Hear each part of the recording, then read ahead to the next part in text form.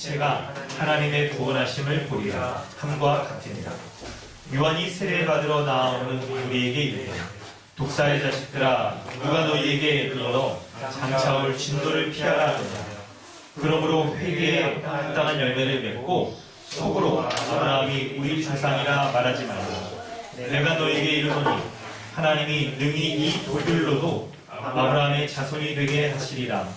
이미 도끼가 나무 뿌리에 놓였으니 좋은 열매 맺지 아니하는 나무마다 찍혀 불에 던지리라. 아멘. 할렐루야. 아멘. 우리 앞뒤 좌우로 서로 인사하도록 하겠습니다. 잘 지내셨는지요? 코로나 때문에 어려움이 있을 텐데. 우리 오늘은 누가복음 3장 1절부터 9절 말씀을 살펴보는데요. 우리 지난주 말씀 우리 한번 정리하면서 오늘 말씀이 어떻게 연결되는지 살펴보도록 하겠는데요. 우리 지난주 말씀 가운데 참된 신자가 어떤 사람인지를 우리가 살폈는데 바로 마음의 중심으로부터 자신의 평생을 경건한 모습으로 주를 위해서 살아가는 자입니다. 마치 안나 선지자와 같은 그런 모습이죠. 하나님께서 그런 사람에게 주시는 선물이 있는데 바로 하나님이 주시는 지혜예요. 하나님은 이 지혜를 우리 성도들에게 주셔서 하나님을 알고 그분을 경외하며 일평생을 주를 의지하며 살아가는 자로 살게 하여 주시죠. 그런데 이 지혜는 바로 하나님께 나아가는 그리고 하나님께 거하는 것에 있어요. 이 세상 가운데 이 지혜를 찾을 수가 없다는 걸 우리가 잘 알고 있잖아요. 그럴 때 이 정말 참된 지혜는 하나님이 누구신가를 알고 세상 가운데 뭔가를 지혜를 찾는 것이 아니라 하나님께 나아가고 그리고 그분 안에 거하며 살아갈 수 있는 자 되게 하는 것이죠. 그래서 이 참으로 지혜 있는 자는요, 참으로 지혜 있는 자는 마치 이 사슴이 시냇물을 찾는 것 같은 그러한 갈급한 심정으로 하나님의 지혜를 구하려고 하고 이 말씀을 통하여서 주님이 주시는 지혜를 누리려고 하는 자가 가장 지혜롭고 복되는 자인 것이죠.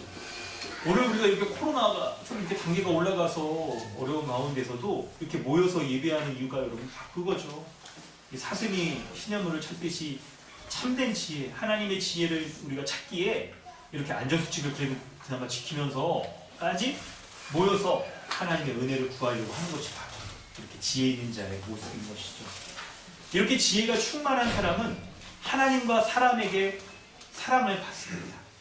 하나님과 사람에게 사랑을 받는 이 지혜자의 삶을 우리가 살펴보았었는데 오늘 말씀은 이 지난주의 말씀과 연결되어져서 이렇게 보는데 특별히 연결은 되어지는데 누가복음의 전체를 큰 내용으로 구분할 때 1장, 2장에서 예수님이 어릴 적 태어나실 때의 모습과 성장하실 때의 모습이 기록되고 이제 3장부터는 예수님이 사역 가운데 이제 등장하시는 모습이 드러나요. 그래서 내용이 좀 이렇게 달라지는 모습이에요.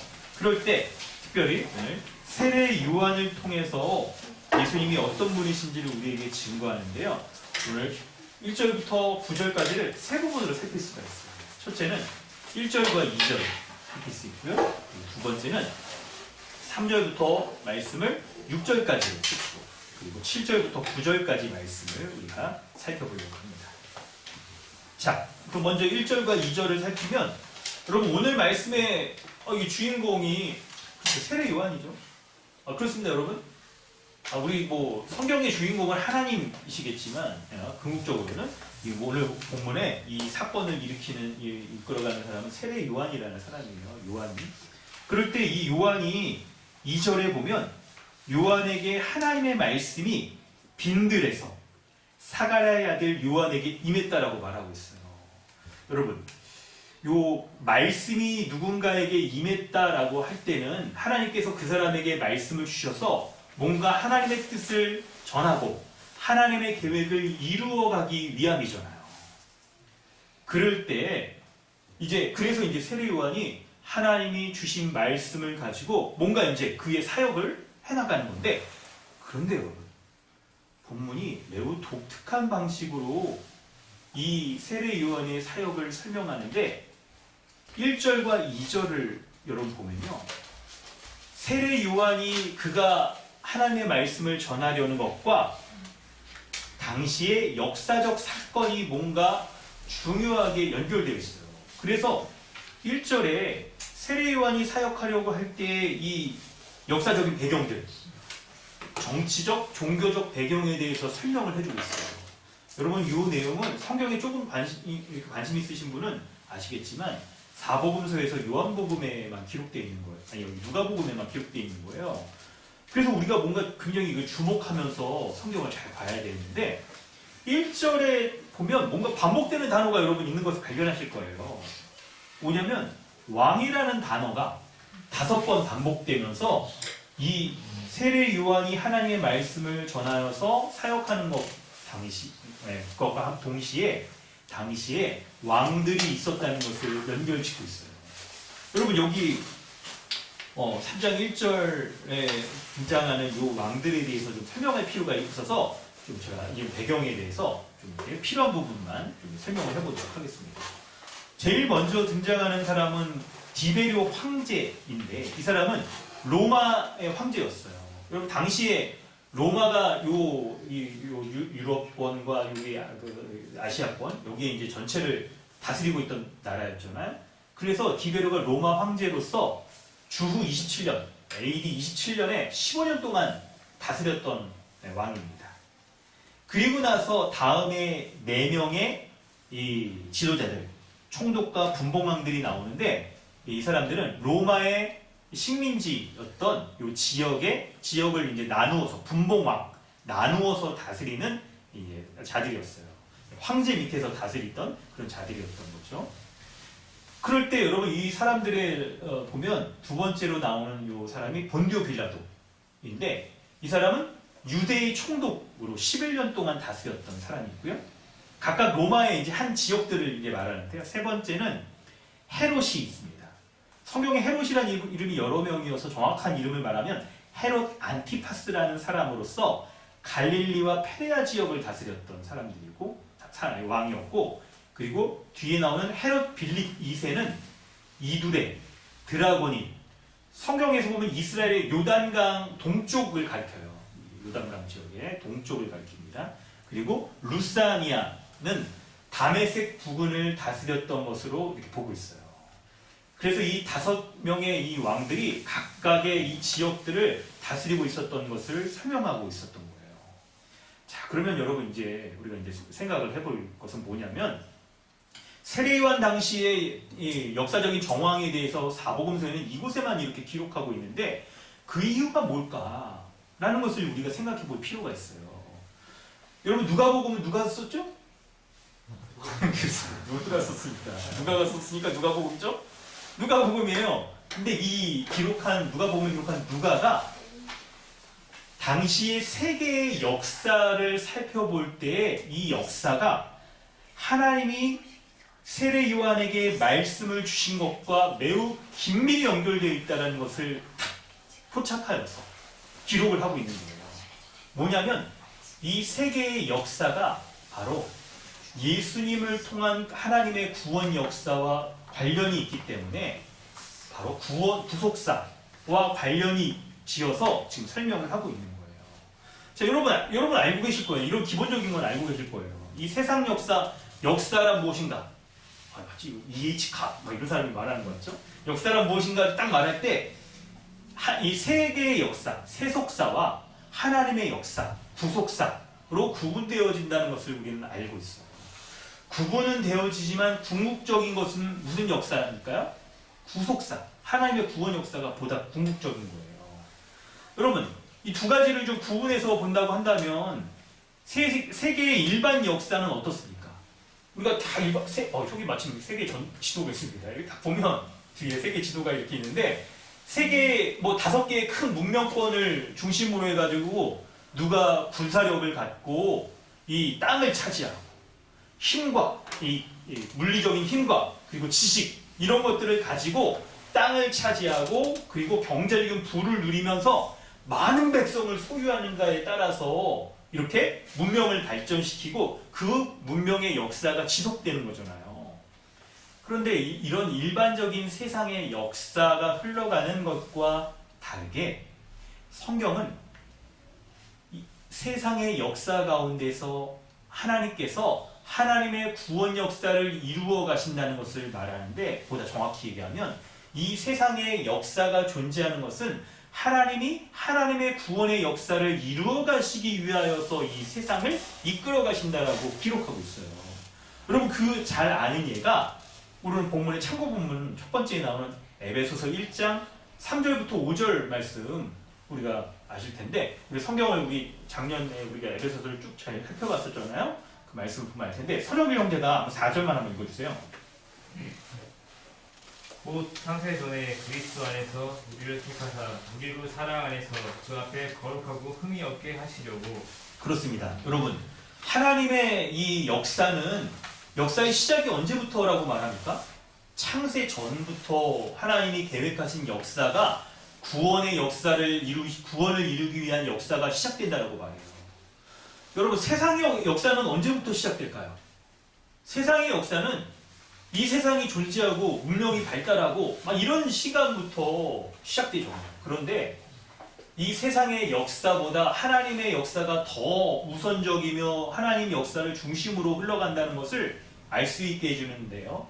바로 하나님의 역사는 이 세상이 만들어지기 전부터 하나님이 그분의 구원을 이루시기 위해서 진행되고 있다는 것을 말해주고 있잖아요. 창세 전부터 우리를 거룩하고 흠이 없게 구원하시기 위해서 이 세상을 창조하시고 그분의 역사를 이루어 가신다고 말하고 있잖아요. 여러분, 이것을 하나님의 구원 역사라고 말하는데, 하나님께서 예수 그리스도를 왕으로 세우셔서 그분의 백성을 모으시고 그리고 그분의 하나님의 나라를 이루시려고 하는 것이 바로 지금 누가복음이 시작되어지는 요 처음 부분에서 말하고 있는 내용인 거예요. 여러분, 이런 면에서 보자면 앞에 나오는 5명의 왕들이 당시 대단한 왕들이었죠. 로마 시대가 여러분 전 세계 패권을 잡는 그런 왕들이었는데, 그럼에도 불구하고 지금 예수 그리스도와 비교하여 본다고 한다면 이들은 겉으로 볼 땐 굉장한 왕이다 할지라도 참되고 진정한 왕은 예수 그리스도 그분이시고, 예수 그리스도와는 비교가 안 된다라는 것을 누가가 지금 설명해 주고 있는 거예요. 여러분, 정말 예수 그리스도가 이들과 비교가 될 정도의 분이 아니라 정말 참된 왕인지 우리가 그것을 살펴봤었어요. 지금까지 누가복음 1장과 2장 가운데 예수님이 정말 하나님의 나라의 왕이 맞는지를 설명했는데, 2가지로 요약하면 예수님이 출생할 때 천사의 예고를 통하여서 모든 만물의 왕이 오셨다라고 말씀하고 예고했잖아요. 하나님이 보증하시는 그 하나님의 아들이신 분이 오셔서 그분이 왕으로서 태어나셨으며, 그분이 자라갈 때 밥지난 앞부분이죠. 성전에 있는 어떠한 사람들보다 가장 지혜롭다라고 말했는데, 그 지혜를 왜 말할까요? 출신에서부터 성장 과정에 이르기까지 왕으로서 합당하다는 것을 설명하고 있는 거예요. 왕이 되어서 여러분 다스리려면, 여러분 태어날 때부터 일반 왕들을 생각해 보더라도 적자 혈통을 가지고 있어야 되고, 왕으로 다스리며 나라를 다스리기에 합당한 자격인 지혜가 갖춰져 있어야 되잖아요. 그래서 지금 예수 그리스도가 출생과 그분의 성장 가운데 지혜가 있다라는 걸 말하는 것이, 예수 그리스도가 다른 왕들과 비교할 수 없는 하나님 나라의 참된 왕이다라는 것을 말씀하고 있는 거예요. 그래요, 여러분. 정말 예수 그리스도가 참된 왕이세요. 그래서 누가는 세례 요한이 하나님의 말씀을 빈들에서 받았다, 요한에게 임했다라고 할 때 바로 하나님의 말씀이 요한에게 참된 하나님 나라의 왕으로 자격이 있으신 그분이 이제 나타나실 것이다, 그분이 오실 것이다 라는 말씀을 주신 거예요. 그래서 요한으로 하여금 하나님 나라의 참된 왕이신 예수 그리스도가 오시는 것을 예비하는 사명을 요한에게 하나님이 주신 거예요. 그게 4절에 써 있는데, 4절 이하에 요한이 하나님 나라의 왕이신 예수 그리스도가 오실 길을 예비하는 사명을 가졌다, 사명을 하나님께서 주셨다라고 성경이, 그런 사명을 감당하라고 하나님의 말씀이 요한에게 임한 거예요. 여러분, 우리는 1절과 2절을 통해서 당시 많은 왕들, 종교 지도자들이 또 2절에도 이렇게 등장하고 있는 이유가 바로 예수님만이 참된 왕, 주님, 더 로드라는 것을 말씀해 주고 있어서 그 왕이신 예수 그리스도를 맞이할 때, 그분을 왕으로 맞이할 때 하나님 나라가 회복되어져서 하나님 나라의 백성으로 서게 될 것을 말씀하고 있는 거예요. 그런데 여러분,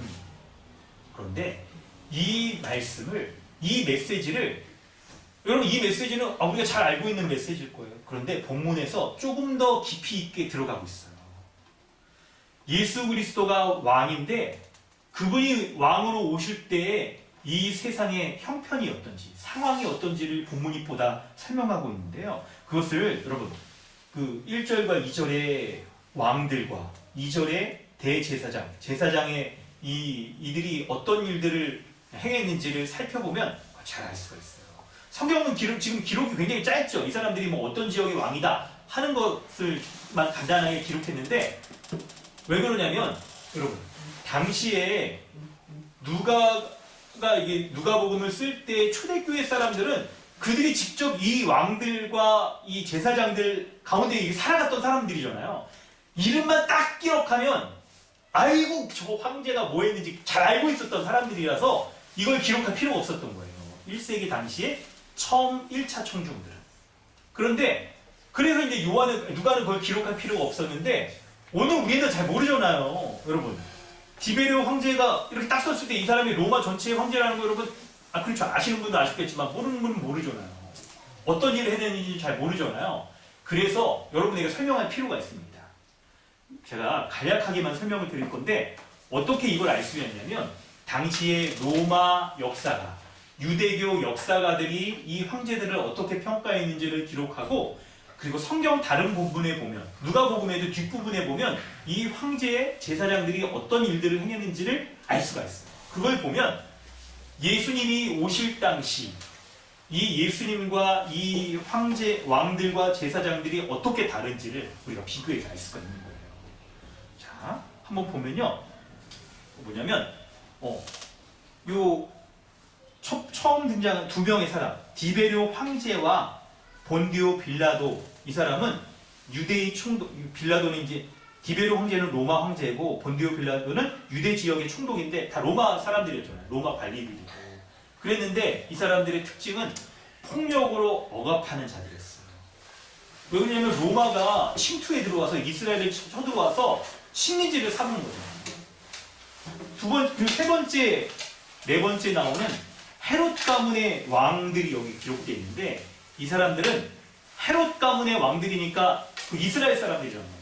이렇게 관련이 있는 사람들이란 말이에요. 그런데 이 사람들은 불경건한 모습으로 통치를 했어요. 통치를 할 때 이스라엘 사람들이 싫어하는 그런 일들, 하나님의 말씀에 위배되는 일들을 가지고 통치를 했던 거예요. 그리고 안나스와 가야바라는 이 종교 지도자들은 하나님의 말씀에 순종하지 못한 타락한 모습을 보였어요. 그래서 예수님이 왕으로 오실 때 당시에 종교적, 정치적 상황들이 매우 어두운 시대에 있었음을 지금 설명해 주고 있는 거예요. 이런 어두운 세상 가운데 예수님께서 하나님 나라의 왕으로 오셔서 그분을 믿는 자에게 정의와 공평한 하나님의 나라를 세우시는 것을 말씀으로 지금 풀어가고 있는 거예요. 그럴 때 여러분 이 모습을 조금 더 구체적으로 설명해 보면, 이들이 무슨 잘못을 했는지를 설명할 때, 왕들을 설명할 때 여러분 다른 5명 다 설명하면 오늘 이거 시간이 굉장히 길죠. 그럴 수는 없고 대표적인 왕들의 모습을 대표적인 빌라도의 모습으로 살펴보면 누가복음 13장 1절 말씀을 보면 우리가 알 수 있는데, 문영 형제가 한번 보세요. 그때 마침 두어 사람이 와서 빌라도가 어떤 갈릴리 사람들의 피를 그들의 병으로 섞은 일로 예수께 아뢰니. 아멘. 누가복음 13장 1절을 보면 이 빌라도가 다스릴 때 성전의 기물을 찾으러 온 사람들이 있었는데 이 사람들 무장하지 않았어요. 그런데 이들을 살해했어요. 그래서 빌라도가 요 사건 때문에 로마 당국의 소환을 받아서 재판을 받게 되는 일이 벌어져요. 로마 당국으로부터도 뭐 이 빌라도가 이 통치하는 게 적절하지 못했다. 범죄한 것이다. 공평하지 못했다는 것을 보여주는 거고. 그런데 여러분, 이 빌라도의 최대의 잘못은 예수님을 십자가에 못 박는데 결정적인 이 잘못을 저지른 데 있잖아요. 예수님이 무죄인 것을 여러분 너무나도 이거 잘 아는 것이어도 성경에 안 적었어요. 막. 이게 적고 싶지 않아. 아니 빌라도 막 아유 예수님 십자가 못 박게 해가지고. 예수님이 무죄인 것을 알면서도 예수님이 죄에 뒤집어 씌우도록 하기 위하여서 종교 지도자들에게 넘겨줬어요. 예수님을. 그래서 로마법으로는 무죄인데 유대인의 종교법으로 예수님이 재판받아서 신성모독으로 죽게끔 한 장본인이 바로 누구예요? 빌라도. 그래가지고 아유 이 빌라도가 그냥 사도신경에도 나타나잖아요. 기록이 돼 있어. 얼마나 이 죄가 큰지. 2000년 동안 그냥 욕에 욕을 먹는 거죠. 아니 그 뭐죠? 그 무슨 세계 신기록 같은 거 기록하는 거 있잖아요. 뭐 기네스북에 세계에서 가장 욕 많이 먹은 사람으로 하자면 빌라도일걸요. 온 교회가 2000년 동안 지금 그냥 빌라도 그냥 매 주일마다 얘기를 하니 이게 얼마나 욕을 먹어요. 그냥 아주 그냥 막 그렇죠. 여러분 이런 사람이란 말이에요. 뿐만 아니라 2절에 안나스와 가야바가 있는데 안나스가 제사장이고 제사장 가문이 계속 이어져요. 안나스 가문. 그리고 가야바가 대제사장이었어요. 여러분 이 사람들은 어떤 잘못을 저질렀습니까? 예수님이 십자가의 죽음을 당할 때 제사장이었으니까 대제사장이었으니까 예수님의 죄 있는지 죄가 없는지를 심리하고 그리고 선고했던 책임 있는 사람들이었어요. 그래서 여러분 제가 요 안나스와 가야바가 어떤 정도의 잘못을 했는지 그 프랑스 철학자이자 신학을 했던 르낭이라는 분이 있어요. 이분이 사실 여러분 이게 굉장히 비평적인 분이에요. 약간 말하자면 자유주의자에 해당돼요. 18세기 프랑스 철학자인데 18세기 굉장히 인문학이 발달했던 시기잖아요. 그 사람이 뭐라고 말했냐면 요 안나스 가야바가 빌라도 이상으로 인류의 저주를 받아야 된다고 할 정도로 아주 그냥 아주 악평을 했던 걸 보면 여러분 자유주의자가 이럴 정도로 예수님에 대해서 못 박은 이 사람들에 대해서도 평가를 안 좋게 했단 말이에요. 자유주의자는 성경의 초자연적인 것을 거부하여서 뭐 예수님이 무리를 걸었다. 에이 가뭄이 이뤄가지고 낮아졌겠지. 이스라엘 백성이 출애굽을 했다. 에이 갈대밭을 건넜겠지. 근데 이런 사람들이잖아요. 그런데 이런 자유주의자들마저도 이렇게 평가를 하는데 여러분 하물며 믿음이 있는 우리는 예수님을 어떤 분으로 이렇게 여겨야 될까요? 자유주의자인 그 사람마저도 당시에 이런 왕들, 종교 지도자들이 이렇게 타락해 있고 악행을 펼쳤던 어두운 상황 가운데 예수님이 이렇게 왕으로 오신 분이다.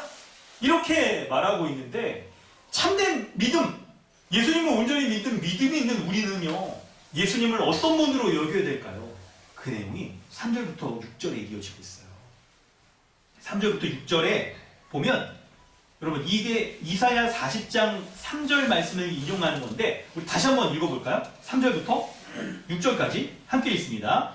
요한이 요단강 부근 각처에 와서 제사함을 받게 하는 회개의 세를 전파하니 선지자 이사야의 책에 쓴 바 광야에서 외치는 자의 소리가 있어되 너희는 죄의를 준비하라. 그의 오시기를 곧게 하라. 모든 골짜기가 메우시고 모든 산과 작은 산이 낮아지고 굽은 것이 쏟아지고 험한 길이 평탄하여질 것이요 모든 육체가 하나님의 구원하심을 우리가 한바 되리라. 아멘. 3절 말씀을 보면 요한에게 하나님의 말씀이 임하여서 요한이 회개의 세례, 죄사함을 받게 하는 회개의 세례를 전했어요. 요한은요 왕이 오심을, 예수님이 왕으로 오시는 것을 준비하는 자로 택함을 받았습니다. 그래서 4절 말씀 이하에 이사야 43장 3절 말씀을 인용하여 기록된 건데 이 말씀을 보면 세례 요한이 사역한 의미가 무엇인지를 잘 알 수가 있어요. 여러분 읽었던 대로 4절과 5절을 보면 광야에서 외치는 자의 소리. 광야에서 외치는 자는 누굽니까? 세례요한을 가리키죠. 그가 외치는 소리가 있는데 너희는 주의 길을 준비하라. 그의 오실 길을 곧게 하라. 막 이렇게 얘기를 하는데요. 특이하게 여러분 여기에 길에 대해서 비유를 하면서 설명을 하고 있어요.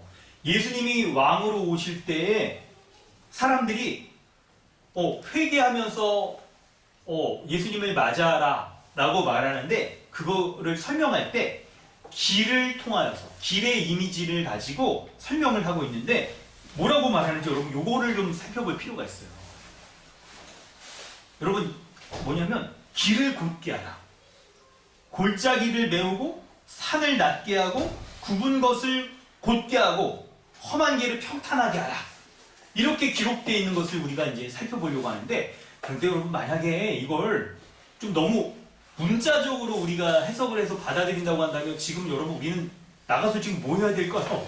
삽하고 곡괭이 들고 지금 예수님이 어디로 오셔? 막 가서 막 공사해야 되고 막 땅 파야 되고 이런 거를 우리가 보겠는데 근데 그렇게 문자적으로 직접적으로 말하는 게 아니라 이 길의 모습을 통해서 왕이신 예수님을 맞이하는 사람들의 태도, 그의 마음이 어떠해야 되는지를 말해주고 있는 거예요. 여러분, 우리가 왕이신 예수님을 맞이하는 태도가 어떤지를 살펴보려고 하는데 그러기 위해서 세례요한이 베푼 회개와 예수님을 예비하는 것, 맞는 것과 이것이 어떤 관계가 있는지를 살펴보도록 하겠는데요. 여러분, 살펴볼 마음이 좀 있으세요? 네. 있으시죠? 네. 괜찮으시죠, 여러분? 오늘 왠지 좀 비가 오고 그러니까 이렇게 막 설교는 말씀은 막 하고 싶은데 왠지 몸도 이렇게 축 가라앉고 이런 날은 좀 뭡니까? 그냥 햄을 쫙 묻혀가지고 그냥 한 먹으면서 그냥 그러면 좋겠구만. 그냥 우리 지금 배도 고프네. 갑자기 말. 설명해 볼게요. 이게 뭐냐면요. 여러분 예수님이 오시는 것을 맞이하는 거, 그거는 예수님을 믿는 것이라고 말할 수가 있어요. 단순하게 맞이하는 건 뭐 가서 길을 이렇게 탁 이렇게 뭐 하고 그러는 거는 그분을 믿는 것이라고 말할 수 있어요. 그런데 예수님을 믿기 위해서 뭐가 필요하냐고 성경이 말하고 있는데 바로 회개가 필요한 거예요. 회개 없이 믿을 수가 없는 겁니다. 회개 없는 믿음은 없는 거예요. 그래서 회개 없이는 구원도 없는 것이죠. 여러분 그럴 때 회개란 무엇이라고 말할 수가 있냐면 지난날 자신의 모든 악한 생각, 삶 이런 것으로부터 돌아서는 것을 말해요. 그래서 이 4절과 5절의 표현을 우리가 살려서 생각해 보면 산이 낮아지듯이 여러분 이제 이거 좀 메모 좀 하세요. 우리가 묵상하고 적용할 아주 중요한 포인트입니다. 산이 낮아지듯이 교만한 생각을 낮추는 것이 회개예요. 4절에 보면 오실 길을 곧게 하라 라고 말하고 5절에 골짜기가 메워지고 높은 산이 낮아지고 굽은 것이 곧아지고 험한 것 길이 평탄하게 된다라고 말하잖아요. 골짜기가 메워지듯이 자신의 무지함과 부족함, 연약함을 인정하는 것이 회개예요. 골짜기가 메워지듯이 자신의 무지와 무능, 부족함, 연약함을 인정하는 것이 회개예요. 또한 높은 산이 낮아지듯이 교만한 마음, 교만한 생각을 낮추는 것이 회개예요. 또한 굽어있는 것이 곧아지듯이 정의와 공평을 회복하는 것이 회개예요. 굽어있는 것이 곧아지듯이 정의와 공평을 행하는 것이 회개예요. 뿐만 아니라 험한 길이 평탄해지듯이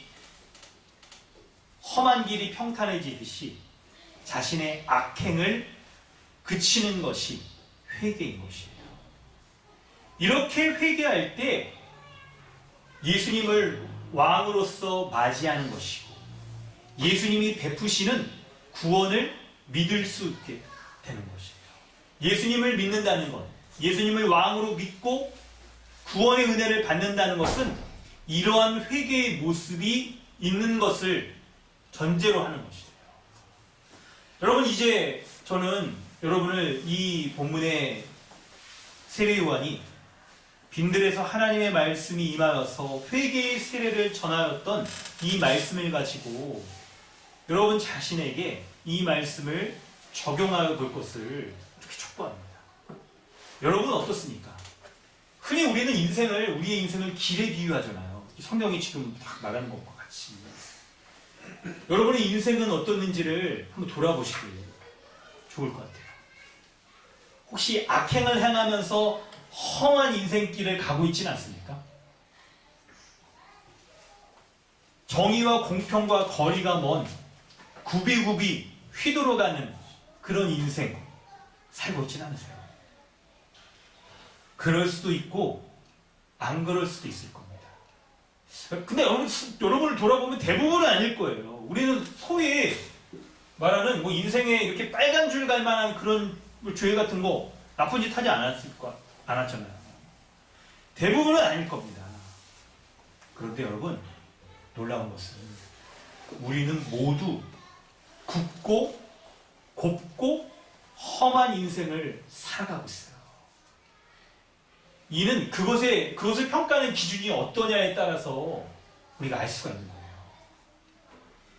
예수님을 믿을 때 거하는 하나님 나라의 정의와 공평의 기준으로 본다고 한다면 우리는 모두 굽고 험한 인생을 살아가고 있는 사람들인 거예요. 여러분이 이 하나님의 진리의 말씀으로 좀 이렇게 설득되어지고 이 말씀을 진리로 좀 이렇게 수납하기를 바랍니다. 여러분의 자신을 우리 살펴볼 때 우리는 객관적이지 않잖아요. 스스로에 대해서 평가할 때. 다른 사람들에 대해서는 굉장히 박하면서 자기 스스로에게는 굉장히 후하잖아요. 모두 상대적인 기준으로 이렇게 평가하고 자기 자신은 잣대를 가지고 이렇게 다른 사람을 평가하기도 하고 그렇잖아요. 그래서 이 세상에서 사람을 평가하고 자신을 평가하는 이런 기준들은 매우 이게 사람마다 기준이 달라서 무엇이 옳고 그른지를 평가하기가 어렵잖아요. 그러나 이 세상을 창조하신 하나님의 절대적인 기준으로 평가한다면 어떨까요? 하나님이 우리를 보시는 기준은 우리의 모든 인생이 굽고 험한 인생을 살아가고 있다라고 말씀하고 있어요. 여러분, 그것이 과연 사실인지 하나님의 의로운 기준이 반영된 율법을 가지고 우리 자신을 살펴보면 어떨까요? 갈라디아서 3장 10절 11절 말씀이 있는데요. 우리 이은명 성사님이 한번 읽어주실까요?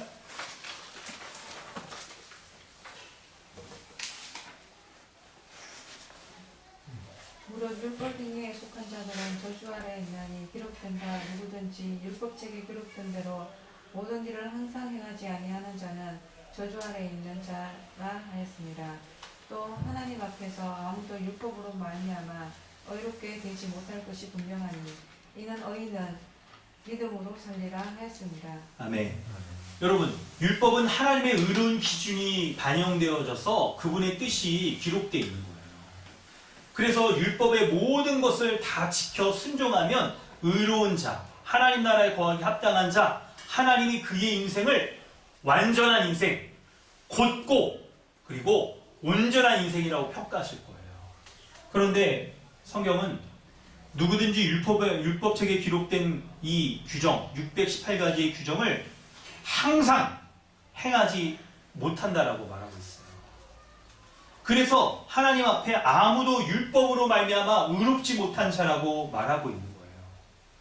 하나님의 율법을 기준으로, 그분의 의로우신 기준으로 인생을 살펴볼 때 모든 사람이 굽고 험한 인생을 살아가고 있는, 죄인의 인생을 살아가고 있는 자들인 거예요. 여러분, 우리는 또한 4절에 5절에 나온 표현처럼 높은 산을 걷는 것과 같은 인생을 살아가는 자들일 거예요. 여러분, 높은 산에서 산 정상에서 아래를 내려다보신 경험이 있으시죠? 그런 경험이 있으시죠? 여러분, 높은 산에 올라가서 아래를 내려다보는 것을 성경은 지금 바로 내가 나의 인생에서 모든 것을, 이 세상의 모든 것을 다 가진 듯이 그렇게 살아가고 있는 인생이라고 설명을 해요. 사탄 마귀가 예수님을 높은 산에 올라가서 만민의 너 나에게 절하면 이 모든 것을 다 주겠다 하는 것과 같은 거. 그 말씀을 생각해 보세요. 혹시 여러분, 우리는 인생을 살아가면서 내가 이 세상의 모든 것을 다 가진 사람인 것처럼 그렇게 살아가고 있는 인생이라고 우리가 여기면서 살아가고 있을 수도 있을 거예요. 여러분, 정말 그렇게 살아가는 사람에게 지금 이 말씀으로 돌이켜보라고, 자신을 돌이켜보라고 말씀하고 있는데, 근데 이거 참 생각해보면, 아니 저는 좀 돈이, 그래요, 뭐 제가 돈이 없는 건 아니지만 그렇다고 하더라도 뭐 삼성 이건희 회장 뭐 이런 분하고 비교하면 뭐 저는 뭐 흙수저죠. 뭐 제가 뭐 다른 사람 보기에는 그래도 그냥 입에 3끼 3끼 다 맛있는 거 먹고, 고기도 먹고 집도 그렇게 따뜻하게 살아가고, 그래서 좀 없는 분에 비하면 내가 좀 낫지만, 근데 여러분, 이게 여러분 기준은 이거 상대적인 거 아닙니까? 그런 거잖아요. 제가 모든 걸 다 가졌다고 그러진 않아요. 그냥 뭐 조금 있는 것 뿐이지 뭐 모든 걸 다 가졌어요. 이러면서 내가 나는 높은 산 아니고 그냥 한두 단계 계단에 올라와 있는 뭐 낮은 언덕? 이런 거지 높은 산은 저에게는 아닐 거예요. 이렇게 여러분 생각할 수 있을 거예요. 근데 여러분, 성경 말씀을 이제 이 말씀을 우리가 좀 더 이렇게 살펴볼 때, 이 모든 것을 다 가졌다라고 말하는 건, 그래요 여러분, 뭐 모든 것, 항상 이런 말은 여러분 적절하지 않을 수 있죠. 그런데 부족함 없이, 큰 걱정 없이 인생을 살아가고 있는데, 내가 이제 어느 정도 막 이것도 갖췄고, 미래를 위해서 이것도 준비하고 저것도 좀 준비되어 있어서 내가 안심하고 살아갈 수 있다라고 스스로 여기고 있잖아요. 그런 사람을 성경은 높은 산과 같은 교만한 사람이라고 말하고 있어요. 왜 그럴까요? 왜 그런 사람을 교만한 사람이라고 말할까요? 그런 사람은 주님이 원하시는 것과 배치되기 때문에, 자기가 주님 없이도 잘 살아갈 수 있을 거라고 여기기 때문에 그런 거예요. 그래서 예수님이 지금 왕으로 이렇게 오시더라도 그분 앞에 바짝 엎드릴 생각이 없는 거예요. 회개하고 돌이킬 필요가 없어. 그럴 생각, 마음이 없는 거예요. 마치 세상의 이 왕들, 그 왕들에서 속해서 내가 살아가면 그냥 이게 편안하게 별 문제없이 잘 살아갈 수 있다고 여기는 거예요. 여러분, 이 높은 산과 같은 교만을, 흔히 우리는 교만이라는 단어를 다른 사람을 이렇게 무시하고 내가 갑질하면서 막 사람 위에 군림하고 있는 걸 교만이라고 생각하는데, 맞습니다. 그거 맞는 말인데, 근데 그걸 더 적극적으로 우리에게 적용해 볼 필요가 있어요. 누가복음 12장 16절부터 21절을 보면 하나님 앞에 교만한 것이 무엇인지를 우리가 더 살펴볼 수가 있어요. 네, 우리 배우석 성사님 한번 읽어주세요. 또 비유로 그들에게 말하여 이르시되, 한 부자가 그 밭에 소출이 풍성하매 심중에 생각하여 이르되, 내가 곡식 쌓아둘 곳이 없으니 어찌할까 하고, 또 이르되, 내가 이렇게 하리라. 내 곡간을 헐고 더 크게 짓고 내 모든 곡식과 물건을 거기 쌓아두리라. 또 내가 내 영혼에게 이르되, 영혼아, 여러 해 쓸 물건을 많이 쌓아두었으니 평안히 쉬고 먹고 마시고 즐거워하자 하리라 하되, 하나님은 이르시되, 어리석은 자여, 오늘 밤에 네 영혼을 도로 찾으리니 그러면 네 준비한 것이 누구의 것이 되겠느냐 하셨으니. 아멘. 아멘. 여러분, 여기에서 요 사람의 모습을 좀 살펴보세요. 어떤 이제 부자인데, 부자라고 해서 여러분 난 부자가 아니야 이렇게 생각할 수 있겠지만, 이 일반적인 사람들의 모습을 우리는 좀 볼 수 있겠고, 근데 이 사람을 왜 성경이 교만한 사람이라고 여기는지를 살펴보려고 하는데, 이 사람이 16절에 밭에 소출이 풍성하대요. 그러면서 막 곡간을 더 크게 짓는 거예요. 기존에 좁은 곡간을 막 이렇게 헐고 더 크게 지어. 그러면서 내 모든 곡식과 물건을 거기에 쌓아두리라 이렇게 얘기를 했어요. 여러분, 18절까지 이런 모습은 사실 이 세상을 살아가는 사람들에게 사실 일반적인 모습이에요. 이게 이 자체를 여러분 나쁘다, 죄악이다라고 말할 수는 없을 거예요. 그럼 우리가 다 이런 방식으로 살아가죠. 미래를 준비하면서도 뭔가를 딱 준비하기도 하고 한단 말이에요. 그런데 19절부터가 이게 문제예요. 내 영혼에게 이르기를. 그러니까 영혼이란 말이 딱 쓰이고 있잖아요. 여러 해 쓸 물건을 많이 쌓아두었으니 평안히 쉬고 먹고 마시고 즐거워하자 라고 한 거죠. 그럴 때 20절은 하나님이 이 사람을 평가하시는데 어리석은 자여 오늘 밤에 내 영혼을 도로 찾으면 내 준비한 것이 누구의 것이 되겠느냐 라고 이 말씀이 나오는데 근데 여러분 지금 중요한 21절이 빠졌네요. 여기 보니까 아니 제가 이거 편집하다가 약간 뺐어요. 21절 여러분 그게 핵심인데 이거 찾아보세요. 본문 누가복음 12장 조금만 넘기면 되죠. 12장 21절 우리 지금 줌으로 보시는 분들도 누가복음 12장 21절 12장 21절을 보면 하나님이 이런 사람에 대해서 말씀하는데 21절 우리 다 같이 한번 읽어볼까요? 함께 읽습니다. 시작. 자기를 위하여 재물을 쌓아두고 하나님께 대하여 부유하지 못한 자가 이와 같습니다. 그렇습니다. 중요한 게 재물 쌓아두는 것 자체는 여러분 우리가 일상적인 범위 내에서 다 있을 수 있는 거예요.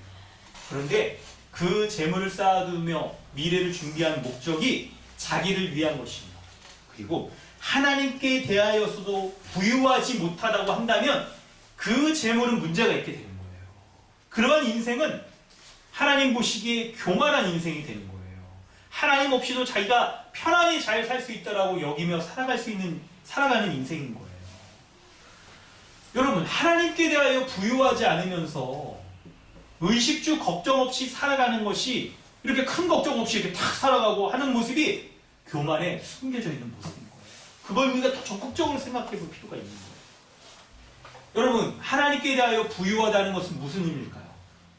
바로 하나님이 주시는 은혜로 부유하며 하나님께 대하여 가치 있는 일을 행하며 살아가는 것을 말하는 거예요. 우리가 그저 먹을 거 그냥 착하게 먹고 편안하게 살아가면서도 자기가 이 모든 것이 하나님의 은혜다 라고 여기지 않고 그리고 주를 위하여서 가치 있게 이렇게 행하며 살아가지 못한다고 한다면 바로 자기를 위해서 쌓은 재물이며 하나님이 주시는 것을 은혜로 여기지 않는 교만한 것이라고 말하고 있는 거예요. 여러분 그럴 때 우리가 어떻게 하나님이 주시는 은혜로 부유한 자입니까? 바로 우리는 예수 그리스도를 믿고 하나님 나라의 백성으로서 살아가기에 하나님 나라의 모든 복락들을 그것을 풍성히 누리는 자이기 때문에 부유하죠. 그리스도 안에서 그리스도와 연합함으로 하나님의 나라의 왕이며 모든 지혜와 능력을 가지신 그리스도의 것을 다 우리가 선물로 받았기에 우리는 이미 부유한 자인 거예요. 그러한 그 예수 그리스도가 교회의 머리가 되셔서 그분의 몸된 교회를 갖은 은사를 통하여서 우리에게 공급하여 주시는 것뿐만 아니라 각각의 성도가 한 몸된 삶을 이렇게 살아가는 것으로서 주님의 풍성함이 우리에게 실현되기 때문에 우리는 이미 부유한 자인 거예요. 그리고 이렇게 부유함을 누리는 자가 하나님 나라의 의와 먼저 하나님 나라와 의를 위해서 살아가는 자, 그것을 구하면서 살아가는 자가 하나님께 대하여서 가치 있는 인생, 부유한 인생을 살아가는 자인 것이죠.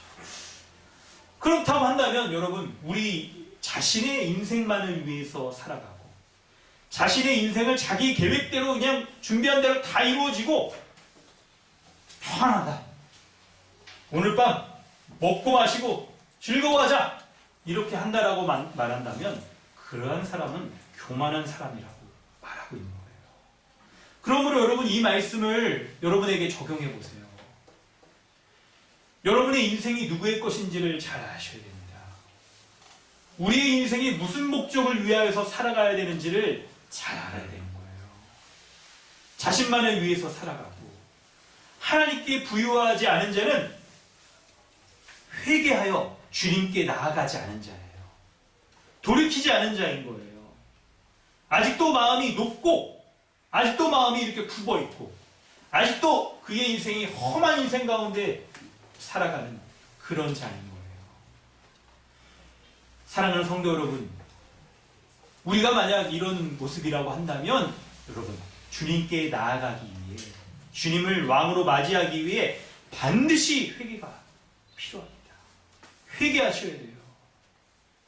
그런데 여러분, 안타깝게도 요즘은 이 죄에 대해 지적하는 것을 좀 꺼리고, 듣는 성도도 불편해하고, 목회자들도 성도들이 불편해하니까 이게 좀 꺼리고, 이런 죄에 대해서 당신은 죄인이다 이렇게 막 규정하는 것은 이 시대의 정신, 포스모던 시대의 상대적인 정신과 맞지 않다라고 말하면서 죄에 대해서 지적하여 회개하라고 말하는 메시지가 교회 안에서도 찾기가 어려워요. 그래서 사람이 누가 오면 당신이 죄인이라고 말하는 것보다 당신은 사랑받기 위해 태어났다. 이거 좋은데 그거 전에 죄인이라고 말을 해야 사랑받기 위해 태어나는 거지. 이런 게 없어. 복음이 왜곡돼요, 점점. 죄인과 사랑받는 것이 같이 연결되어 있어야 되는 건데 그런 건 없이 막 이렇게 말하는 그런 교회 가운데 있는 거예요. 여러분, 근데 그렇지 않습니다. 우리의 삶, 곧 우리의 생각과 우리의 인생, 이 모든 방향, 지금 우리가 살아가는 라이프 스타일, 이게 완전히 돌이켜지지가 않으면 주님께 나아갈 수가 없는 거예요. 여러분, 회개하셨습니까? 이미 신앙의 이 길에, 신앙도 길에 비유하자면 여러분은 이미 많이 이렇게 걸어오신 분들이죠. 그래서 오늘 이 시간에 처음 회개하라 이렇게 말하는 건 적절하지 않겠지만, 우리 아이들, 아직 믿음이 이렇게 점검되지 않은 사람에게는 지금 회개하라! 지금 뭐 초등학생이야, 네가 지금까지 버려온 그 죄악들이 스마트폰에 다 기록돼 있다! 이것만으로도 너는 지금 이렇게 죄인인 것이 분명한데, 여러분, 이제 어른들에게 좀 초점을 맞춰서 돌아보면 여러분 이미 이전에 회개하셨잖아요. 근데 생각해보세요. 여러분의 인생의 어느 순간에 회개했던 그 경험들, 그때 이 회개했던 여러분의 마음의 중심이 정말 온전하여져서 삶의 방향이 돌이켜졌는지 그걸 한번 살펴보시기 바랍니다. 여러분, 진실한 회개를 하셨습니까? 그렇다고 한다면 자신의 악한 행실, 생각, 이것에 대해서 떠올려보면 지금도 부끄럽다라고 말할 거예요. 우리가 이미 구원받아져서 거룩한 자이다 하더라도 이전의 죄악된 모습을 떠올려보면 진저리가 치면서 제가 죄인이었어요. 이렇게 고백할 것입니다. 지금도 우리에게 옛사람이 우리로 알고 다 이렇게 발목 잡으면서 가끔 이렇게 막 혈기를 내고 막 독한 말들을 하고 그럴 때 그래도 우리 인정하잖아요. 내가 죄인입니다. 아직 완성될 그 하나님 나라에 거하기까지 유혹들에 내가 견뎌낼 힘이 나에겐 없습니다. 사단마귀가 얼마나 나를 고소하며 넘어뜨리는지 주님의 그 십자가의 완전한 은혜, 완전한 칭의, 우리를 이끌어가시는 하나님의 성도의 견인, 이 은혜가 없이는 내가 견딜 수가 없어요. 날마다 쓰러집니다. 그래서 내가 그 은혜를 붙잡으면 날마다 실패하지만 날마다 일어납니다. 라고 이렇게 고백할 수 있는 죄에 대한 이 고백들, 그리고 나의 현재의 죄에 대해서도 슬퍼하며 다시 한번 돌이키고자 하는 그 모습들이 우리에게 있다면 여러분 지금 참으로 믿고 회개한 사람일 거예요. 성도 여러분, 주님을 참으로 믿고 회개했다면 우리에게는 인생에 있어서의 터닝 포인트가 분명히 있을 겁니다. 없을 수가 없어요. 터닝 포인트가 반드시 있을 거예요. 이 변곡점, 전환점, 삶의 전환점이 분명히 있을 거예요. 터닝 포인트. 그리스도 안에 있는 우리는 이미 회개했으며 이 터닝 포인트를 여러분은 각자 모두 가지셨을 줄로 믿습니다. 여러분, 무엇이 우리에게 이 터닝 포인트일까요? 그것을 확인할 수 있을까요? 이전과는 다른 생각과 감정과 행동들이 우리에게 새 마음과 새 본성, 그리스도 안에서 새로운 피조물로 우리가 재창조되어져서 이 재창조된 우리가 새로운 생각과 감정과 행동을 일으키는 전환점들이 우리에게 반드시 존재할 거예요. 할렐루야. 여러분, 우리에게 이 하나님의 은혜가 있습니다. 여러분, 오늘 이 말씀을 통해서 여러분이 정말 회개했다라고 한다면 인생의 전환점이 있는지, 인생의 방향과 계획을 세울 때에도 이전과 주님 알기 전에 인생을 세우던 그 모습과는 굉장히 우리가 다를 거예요. 굉장히 다른 모습으로 우리 인생을 계획하고 설계하고 할 거예요. 여러분, 오늘 이 말씀을 통해서 여러분이 정말 회개하여서 인생의 전환점을 가졌는지 여러분 알길 원하시나요? 여러분이 우리가 다 고백함이 있지만 그래도 말씀 가운데 더 확인해 보기를 원합니다. 확인해 보신 마음이 있으신가요? 아멘. 7절부터 9절 마지막 절에 그 말씀이 있어요. 여러분의 영적인 상태를 진단해 볼 수 있는 말씀이 기록되어 있습니다. 7절부터 9절 말씀 우리 한번 같이 읽어볼까요? 함께 읽습니다. 시작.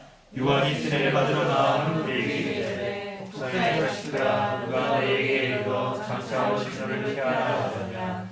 그러므로 회개에 합당한 열매를 맺고 속으로 하나님이 우리 조상이라 하지 말라. 내가 너에게 이르노니 하나님이 능히 이 꼴로 아브라함의 자손에게 하시리라. 이미 토끼가 나무에 놓여 있으니 종을 맺지 아니하는 나무마다 지켜 불에 던져지리라.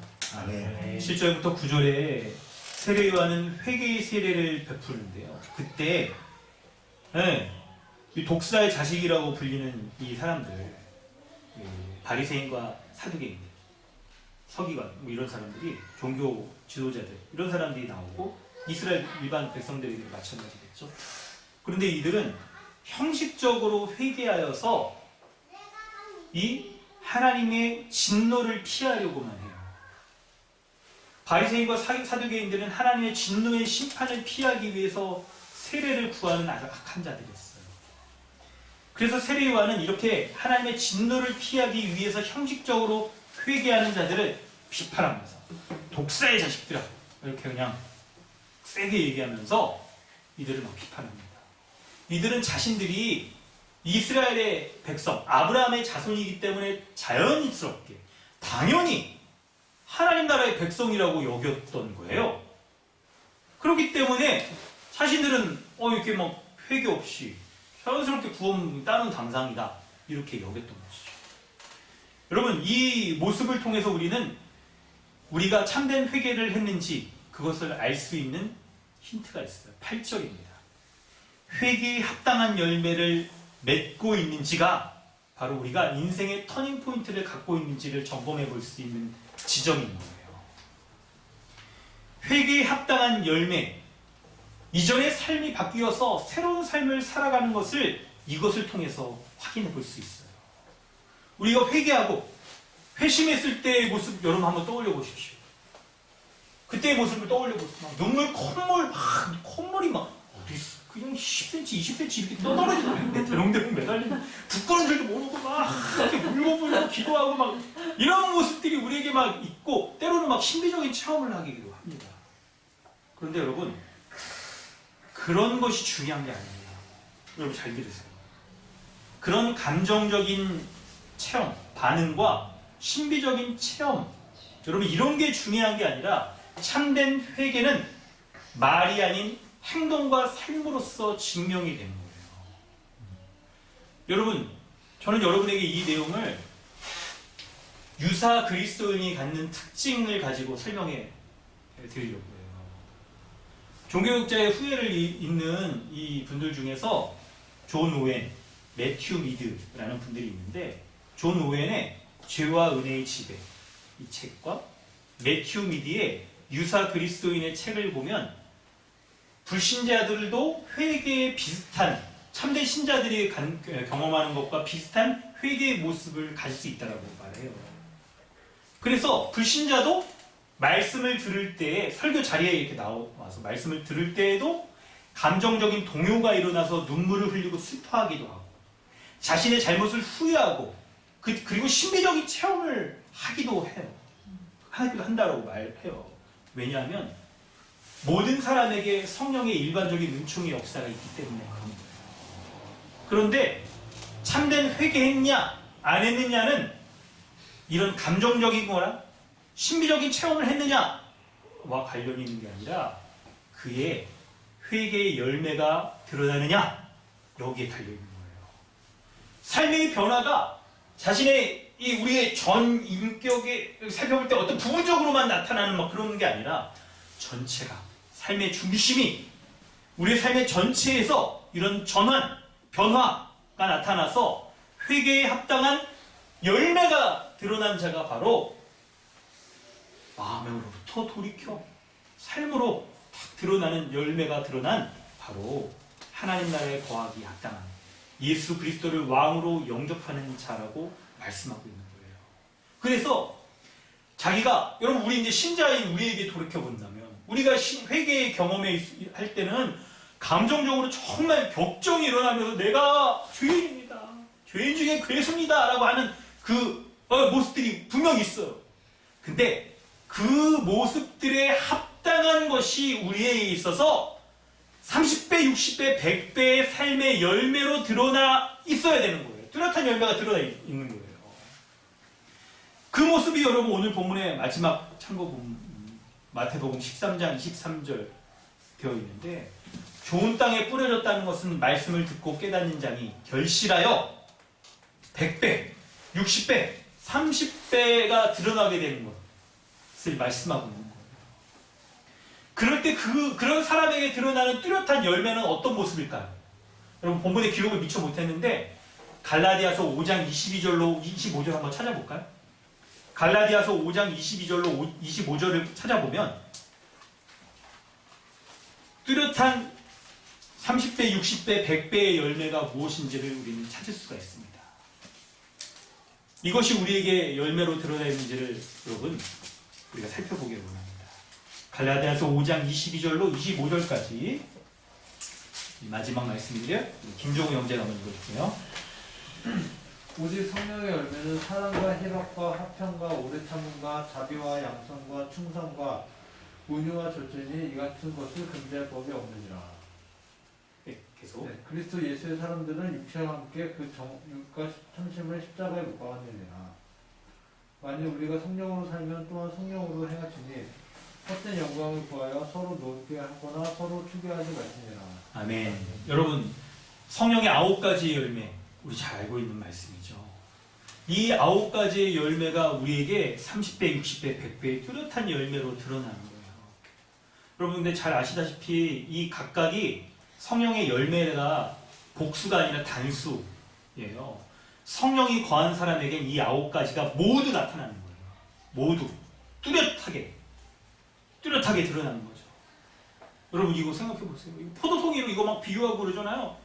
여러분 과일도 맛없는 과일, 부실한 과일 팔립니까? 버리죠. 버려요. 아유 저도 어제 사과를 먹는데 얼마나 맛없는지 사과 깎자마자 그냥 쓰레기통에 진짜 버렸어.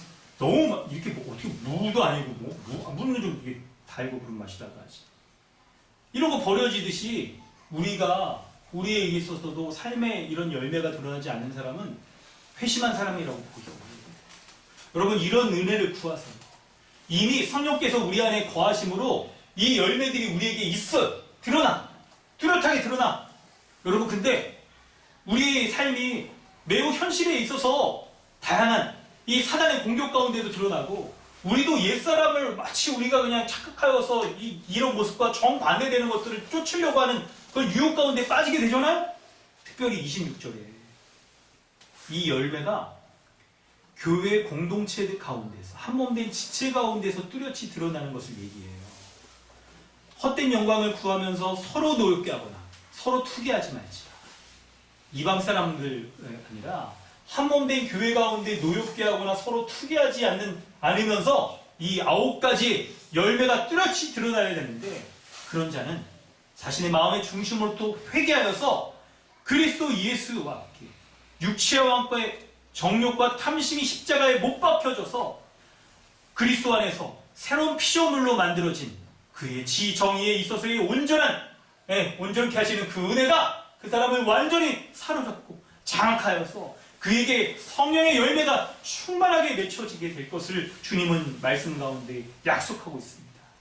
여러분 이 약속의 말씀을 붙잡고 이 약속의 말씀으로 우리가 자신을 돌아보아 나에게 이런 온전한 열매, 회개의 열매가 뚜렷한 열매로서 드러나고 있는지 여러분 돌아보시길 바랍니다. 이 시간에 우리 한번 같이 기도할까요? 하나님의 말씀을 의지하며 우리 기도하기를 원합니다. 하나님께서는 오늘 말씀 가운데 예수 그리스도는 만왕의 왕이신 것을 말씀하고 있는데 그 만왕의 왕이신 예수님을 믿기, 참으로 믿는 자는 회개의 뚜렷한 열매가 드러나는 자라고 말씀하고 있어요. 여러분, 모든 만물 가운데 다스리시는 예수 그리스도를, 만왕의 왕으로서 다스리시는 예수 그리스도를 바라보십시오. 그분을 바라보세요. 그분이 지금 모든 만물을, 이 세상의 모든 세력들, 왕들을 다 그분의 발 아래 두시고 다스리시는데, 그분의 다스림은 무엇을 위한 거냐면 그분의 몸된 교회를 충만케 하셔서 그 몸된 교회 가운데 주님의 충만하심, 그 주님의 지혜로 말미암아 온전케 되어져서 주님이 주시는 능력으로, 그 하늘의 지혜와 능력으로 충만한 교회, 성령의 이 열매가 온전히 맺히는 교회가 되도록 하시는 거예요. 이미 믿으신 분들, 주님께 나에게 이 뚜렷한 열매가 더욱더 풍성하고 온전하게 열매 맺을 수 있도록 계속 십자가에 나를 정과 함께 못 박고 날마다 그리스도와 함께 부활의 능력으로 살아가게 하여 주셨소라고 기도하십시오. 아직 믿음이 점검되지 않은 우리 아이들 마찬가지죠. 우리 아이들도 주님 앞에 돌이킴으로 자신이 주님 없이 살아가는 고든 인생, 주님 없이 살아가는 험한 인생이라는 것을 인정하고 주님을 온전히 믿고 회개하여 주님으로 말미암아 온전케 되어지는 은혜를 구하시길 바랍니다. 우리 이 시간 함께 마음을 다해 기도하겠습니다. 하나님 아버지, 주의 은혜를 베풀어 주시옵소서. 독사의 자식이라고 말씀하시면서 회개할 것을 명하시고 주님 우리에게 주의 은혜를 구하라고 주님이 말씀하시기에 하나님 이 말씀을 믿고 의지하고 이 말씀으로 나 자신을 점검하고 돌이키며 하나님 슬퍼하고 하나님 온전치 못한 모습에 대해서 회개하며 주의 은혜를 구합니다. 우리 주님이 은혜를 베풀어 주셔서 날마다 주의 말씀 가운데 순종하는 자들이 하시고 왕이신 주님의 은혜 가운데 하나님을 잡고 살아가는 자들 수 있도록 은혜를 베풀어 주시옵소서. 우리 아버지께서 함께하여 주시옵소서. 우리 아버지께서 은혜를 베풀어 주시옵소서. 그 은혜의 말씀 가운데 날마다 살게 하시고 그 은혜의 말씀 가운데 날마다 그 은혜로 말미암아 온전하게 살아가는 자 될 수 있도록 인도하여 주시옵소서. 우리 주님이 함께하여 주시옵소서. 주님의 은혜를 부어 주님이 붙잡아 주시고 주의 은혜 가운데 날마다 사는 자, 주의 은혜 가운데 날마다 주의 은혜 가운데 날마다 회개하며 돌이키는 자 되게 해주셔서 하나님 주시는 은혜 가운데 그 은혜로 말미암아 감사합니다. 그 은혜로 말미암아 슬퍼하고 그 은혜로 말미암아 우리 없고 기뻐하는 자 될 수 있도록 은혜를 더하여 주시옵소서. 은혜를 더하여 주시옵소서. 우리 아버지께서 함께하여 주셔서 마음의 중심으로 주를 살아가는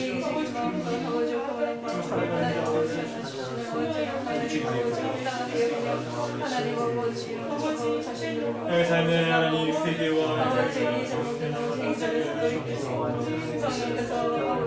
온전한 자로 살기 전에 은혜를 하나님 아버지 우리 소원을 이루어주옵소서. 하나님 아버지 주님의 하나님 아버지 주님의 은혜에 감사함을 드립니다. 왕이신 주님을 맞이하는 회개의 열매가 드러나는 자 되게 하여 주시옵소서.